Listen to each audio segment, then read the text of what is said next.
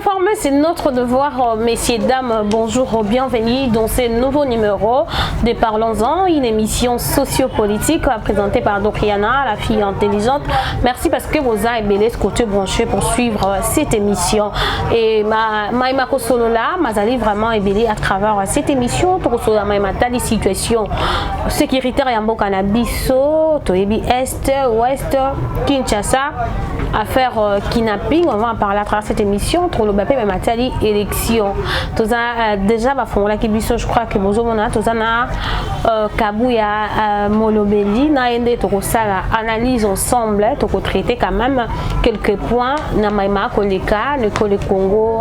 Bonjour Kabuya. Bonjour Maman Doriana. Oui, malamu. Merci beaucoup Maman Doriana. Mikole Belé et Monsieur Kitoko o bat basipela Rolanda ya Dio ya ngai na yo Mikole Belé et l'équipe au sali ya ngote bana mboka bazangi vraiment koyoka ba information ya kitoko na bosangani na biso mi balende to pesa ka ba message ya malamu na mwana mboka ngape na sepeli lisusu kosangana lisusu elongo na yo. Merci beaucoup Kabuya to kimba on a matali situation sécuritaire ya mboka na biso on va toujours na ko continuer à kolobela matali situation sécuritaire jusqu'à ce que tout le monde a kimia tant que kimia ezate tant que population congolaise a kotambola na sécurité na bangambo nyonso to continuer à kolobela ngo to continuer à kobelela ngo parce que eza na intérêt na biso mwana mboka to solola nanu ensemble matali kidnapping to moni procès ndenge lekaki ba monsieur ba traité ba juge bazali complice na bandeko yo ba kidnappeur to moni bandeko ba seleo ba victime bato yo eza musala ya lelote to moni daté déjà 15 ans passé ba 2015 ba 2014 ba prévenir baye bato bazala qui exposé na situation oyo ndenge bosambiseli elekami makanji na yo na ndenge na. Merci Maman Doriane na question na yo posé en tout cas vraiment ngai na ndenge nazomona procès ya batu oyo basala kama ndenge ezoleka ndenge bazosamisa bango pona ngai en tout cas vraiment nazwi likambo yango ki déjà bakata ki makambo bon déjà bakati makambo bon pona ngai Maman Doriana na mona ki yango penza eleki kitoko to bien sûr na landi yango penza mingi te na ki bande comme susu balobi bakateli bango condamné à mort. Certains baza condamnés. Bazali condamnés. Ils ont à vie, bam tous bazu moi ba 2 ans, bam tous ba 10 ans. Maman Doriana eza kitoko mais na lolenge na moneli ba memi likambo yango en tout cas na sécurité pour na nini Maman Doriana lobi bongo. Lelo mutu oyo yebi déjà ki aza moto ya sala kamabe moto oyo yebi aza moto abomaka bato pour ceux qui tolandeli na bato wana nde bazana balobi babanda mosala yango depuis kala soki pe na lani na maloba na yo 15 ans déjà ebele baza basalela makambo yango tozongi mo mukesi matozui totelema na na likambo ya ndeko oyo bazotanga kombo na mingi ndeko baboka pa ba musicien Isaac Kabaka aza moto asali musala wana depuis kala. Siko bato abongo pourquoi bino bokolekisa bango na média to bobenga pe ba juge pa buku aye pa lati et la mana bango lokumu o balata ka po ya sambela muto abongo non asepela ki bongo te malgré toi ta na yoki balobi ke bakateli bango mbano na bango ya musalo bazala ki kosala ngala sepela ki bato abongo baza bato ya kolekisa et puis ngai ne na sa bosoki na zala ki lelo mokonzi na mboka bato abongo baza bato ya kosamba te. Bazali batu moko boye. Il y a aussi droit de l'homme, Moutouaïbi et Sengeli Karabasa, parce que c'est ça. Droit de l'homme et même batu na bera rebelle, batu babuka na maboko likolo à droit de l'homme, batu bakatani batu lelo bakomi na ba défaut likolo à droit de l'homme. Tout le monde likanisi à droit de na boité droit de l'homme et c'est la kamusa na ngoya bien na boité. Mais ton mécanisme peut ko longano likanisi à droit de l'homme. Et belé à batu lelo bakufi likolo. Est-ce que droit de l'homme a toujours à l'époque à Kabila Kuluna Bibi. Baba katio lokolo, osali boye babo yebisanga droit de l'homme tant aux sanga droit de bateau bazo kufa droit de l'homme azongi déjà combien de personnes dans ma famille va perdre d'abattement combien de personnes au droit de l'homme azongi ici mama to longwana likanisa droit de l'homme ko bande kwana babomi batu ebele olande dinde kwana ndenge bazolo bana yebi te pona lobi na landi le kongo bien pensate balobi ndeko kwana Isaac alobi ke il paraît que hier na un mois aïba a déjà plutôt 100 motos aïba donc plus de 150 motos na un mois. Ce que na un mois il va plus de 150 motos. Donc ça tu que baton est-ce que bande ko boto la bango ba moto na makasi ce qui te longo ko boto ba moto bi ke abande ko boma bango ce que to ba ke aboma pe 150 000 personnes. siko yebisanga moto aboye bokolekisa na lolenge ya kosambisa point to bokoluka ba umisa e point to bokoluka ke po lelo to komoka déjà bato beba komi koloba Isaac wana soki Isaac kabaka ba ponze bango pe to yokango Isaac kabaka ba yembela nzembo wana babi ya pesa kanye ba mbongo ba pesa nyonso ndenge ba pesa mbongo bongo l'argent facile akobimia ndenge ba soki ba kokatele bongo akofuta mbongo akobima siko moto abongo bokobomi na kasho aza moto moko ya mbala moko tout ça maman il y a procès on continue toujours avec cette émission toujours ben maintenant situation sécuritaire to bandi affaire kidnapping à Kinshasa nous avons vu plus de 27 personnes au bakangamaki na mosala ya mabe ya ido fille na katiwana parmi bato bakangamaki mais problème est surtout na bato bakanga on a vu il y a une fille Naomi bakanga kala na modi na makambo enlèvement on a vu un garçon avec Kaba ataki moi Metiboé bakanga aujourd'hui baza libre to ebi mboka na biso nde makambo ekendaka babi la justice et la vie nation mais par rapport na biso tozomona bato baosala makambo ya mabe baza toujours en liberté bango moko bato oyo bakangi bakoloba eke ngai bakangi nga plus de 7 fois na bimaka moko alobi so bakangi biso nde tosalaka to fini tobimi tout ronde nasalaki 3 ans de prison parce que et si magide ko fina au moment que na niveau à la police na biso na niveau à commissariat tout sont il y a toujours des corrompus mais la corruption est où tu as parce que mboka na biso na niveau ya pauvreté tozoti kabato mabeba bima le toza quand même exposé nous toza ko vivre na Kinshasa toza ko vivre na aire de Congo toza exposé na situation la police balaki ba policier mususu en connivence en complicité na criminel qui n'a peur ce qu'on y a bisa biso balobi ba police a un rôle na ya musala salaka ko batela bato pe biloko na si ko police a batela sous population na biloko na été police a zo travailler connivence na ba kulu na to yebi bien police a commis plus loin azo commis ko travailler na ba bato ba ko teka ba ran ya bato pande ko musu ba tie ba commentaire par rapport à la situation au cas ya ba Isaac Kabaka ba big boy ba Reda baza ebele to ba kombo balobi bato totali bango nyonso tomoni infirmière azate tomoni médecin azate sikoto basalaka opération wana pour que ba rein ezala toujours na bon moy motema ezala toujours na bon moy c'est que baza a complicité na bato basalaka te baza équipe complet quoi équipe baza complet mais tomoni na esambe selo na bango bakateli bango mais to éviter nani aza derrière situation o ya kidnapping nani asungaka bango batangi HJ tomoni communiqué de presse ya HJ alobi aza maboko pamba aza na ena problème asalaka mosala na ye lolenge esengeli maintenant par rapport ya situation mona mboko ko commenter ndenge nini nani asungaka ba Isaac Kabaka nani asungaka ba big boy nani asungaka bato balevati sele yo baboto sele yo biloko nyonso sele abi moni ngande na kenda poto ezali déception ya ba groupe oyo bayeba yibisele yo biloko tout na ndaku na ye et avec cette déception là ake kovanda na ye na poto tala niveau bato baso réduire ba vie à bato na zéro tala niveau bato baso boma bato tia bato bakoma na niveau ya tension et par rapport na yango qui est derrière cette situation il y a de médecins au Sénégal base à citer parce que pour na Isaac Kabaka je ne sais pas soit yaza côté ya ko kata baron tout ça parce que mutom toza na musala tango ba fongola ba malibumu pour que ba tika biloko nyonso za na bom moyi nani asarango parce que na bango 27 on n'a pas vu un médecin parce que bon sur la lobby ba profession na bango on n'a pas vu un médecin tout le monde pas infirmière tout le monde ka ba yembi ma quoi ça fonctionnaire de l'état o ya kumbara mutuka wana papa libandi wana il est fonctionnaire de l'état maintenant qui aide ce criminel na ba vente ya organe pour que organe a toujours na bomoy.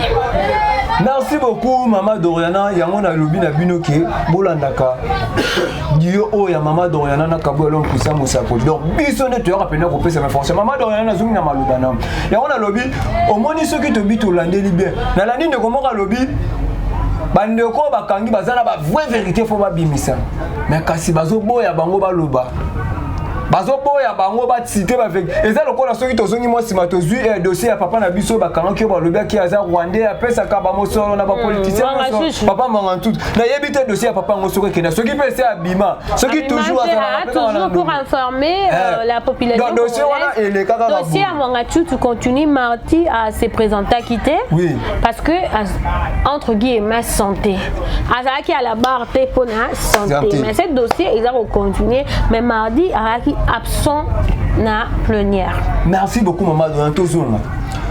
Tant bazo sambisa bandeko wana tomoni basambisi bandeko wi bandeko balobi mbala moko kaka boye bu bakateli bango kesuki keboke makala nde bozabu siko pona nini ndongo wuti koloba balandeli pena na succité nani apesa ka bango mosolo po basala biloko wana nani asunga ka bango nani peke atina bango basala ba biloko wana pour que babimisaka moto rien soki rien plutôt bapesa yango batekela kango nani po toyoki bamakambo ebimi ebele lelo na ntango na nzela nazoyoka bakoma bato ezali kosite kotangama na par rapport à likambo wana nafandi nayoki mondeko mosusu alobi balobi wera mpe aza parmi likambo linga nalobi ndeko wera nsone biso toyebi abetaka mindule kitoko aza musicien monene ya mboka na biso yo kosite abi balobi bongo esali lokwa mwa debanga taki eza azalaka mopanisa na kini ndingo wuti koloba. Mais on a vu aussi au continu idée non l'un de préveiller bandeko bakanga ki azoloba tant que c'est le azoloba ki nga baboto nga biloko alobi nga na boto ki obiloko parce que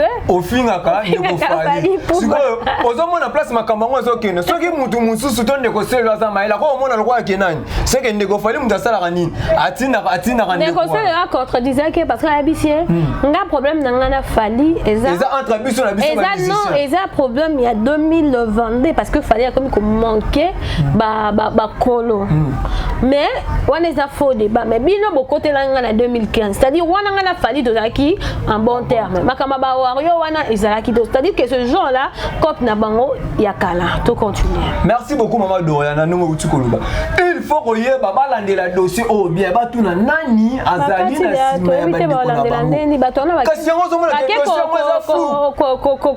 ko piriger déjà ba dossier za flou po ba moni ke ba misusu baza la vérité ya koloba ba misusu bandimi ke ba lobi ke parmi bango il y a un garçon qui o bandeko benga na bosani kombo na big boy soki nini ya bandeko loba vraiment que ngana yebi makamnyonso. Donc c'est que ça na likambu ya koloba azoloba ba yebi setanga ba komba bi moyena tanga kombo boye beaucoup de gens bando commenter balobi mutu abo il faut ko protéger alobi na yebi ba bande de belé. Donc des bazali ke facilité facilité alobi facilité parce que il y a un frère qui m'avait dit sa sœur azaki toujours enlevé on espère que kimi ekoko tande bakangi batu wana ba misusu parce que ba groupe ezali so tangu bango ba welisi ko kende mara mako balandeli tuna source te balandeli ngo wuti koloba lisanga na bango tina source po automoni bakangi baza nombre combien je crois 15 ou 12 balobi baza combien 27 baza 27 nombre automoni bakangi wana sikoyo oyo bango bazuka bango bakangi bakena bango bakateli bango mbala moko est-ce que ba cité bandeko na bango o batikali est-ce que sécurité continue pona yoki pe na ngamba ba chauffeur bazali kolela gouvernement ou l'état congolais nini o insirer ba peuple ke na bateau ya kangi sécurité continue mboka po toujours lelo peuple azolela toujours lelo peuple azotamba na kobanga comme on dit est-ce que c'est un problème politique parce que tu es vers l'élection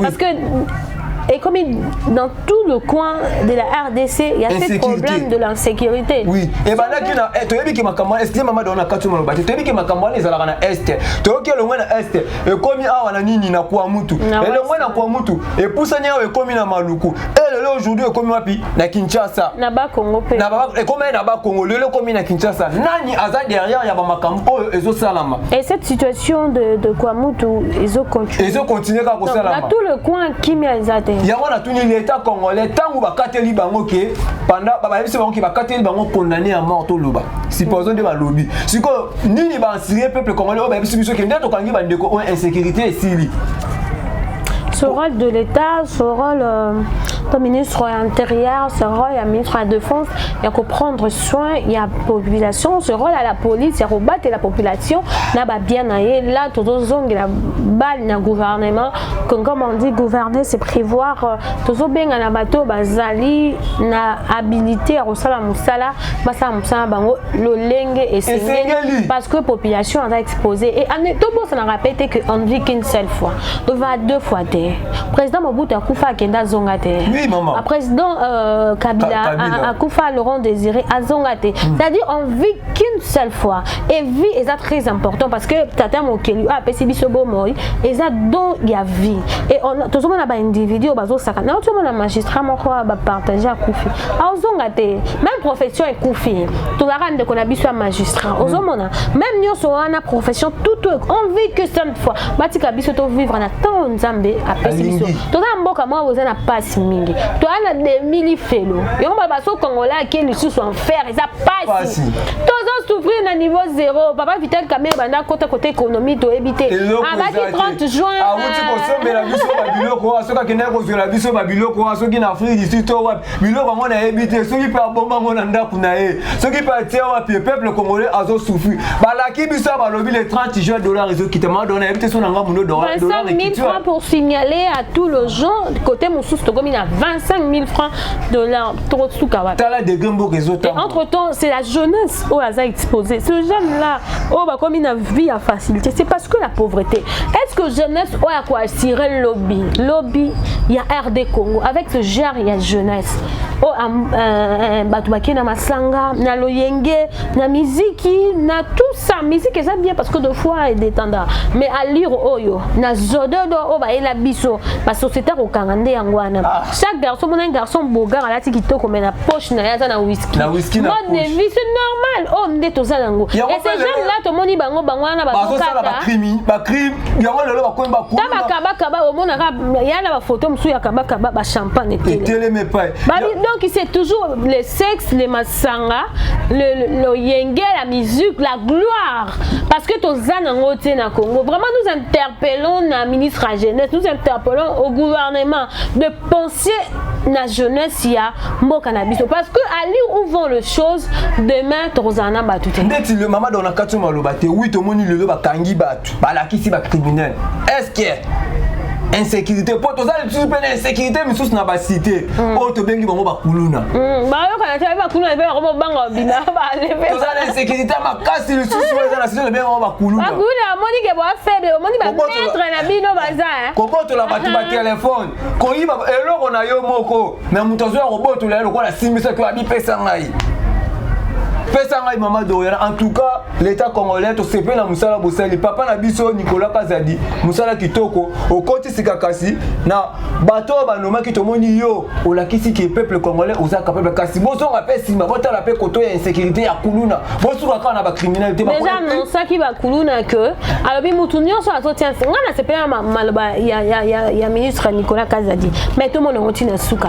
Alobi mutu azotia azobebisa kimia na mboka. C'est-à-dire ça dignité il faut pas longola yo parce que on va tirer mboka en danger. Ce sont des kuluna, c'est tout ce genre là. Tout le monde a fait ba peine na bango.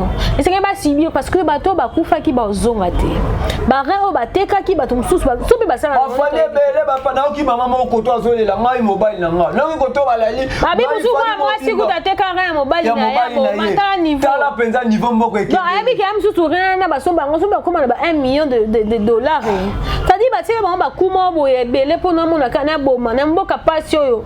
Papa Nicolas Kazadi en tout cas vraiment musala kitoko oyo sali en tout cas kotika peuple congolais te zala toujours car le lengo yo tam sa peuple congolais veille na la police na biso batu mutuso ba sa musala mabe makasi oh lelo insécurité comme makasi na repère c'est faute à la police pourquoi police ko yiko kanga kulu na lelo lobe romo notamment na nzelo moni kulu na seni abimi la plupart na okinde komoka lobe kabi papa na biso Nicolas Kazadi yo lobi ke place nyoso ba kokena batu wana yo fo yeba et si kana so batu wana ba kozala il faut yeba donc suivi non fo yeba merci beaucoup maman don na yebi ke na komi na ngana suka bosa la suivi ya bandeko wana oyo bino boboni ke basali ba makambo mabe to moni bakangi bango et puis bolande la peuple congolais azala bepo Le long na Congo komi atanga na mama dondo to fandi bona plateau na zobanga. Tam so azana mbela ni ngolongo la reine ngai. Mama dondo penda za ba zobanga ke tam susu ndeko kabwa azana donc ko banga ne ko biso apoto ko ba ko banga ko ya. Ko banga ne ko sécurité oyebo ba lever ba te ora. Na poto. Na uti chaîne depuis na Willery pona ya na mutuka to Martina Ketch. Mama dona beto lisolo. Yo zo banga te o ba Ketch wala. Mama doya na ngai moko na Ketch. Chauffeur azo yo bi transport na kinde to wela. Poussa na mais transport na kini le komi okoko ya na so ni okokota l'aise. Daba to komela bango ko banga la bango ba Ketch. Otambo na moto mabe. Na Ketch mabe makolo kuluna.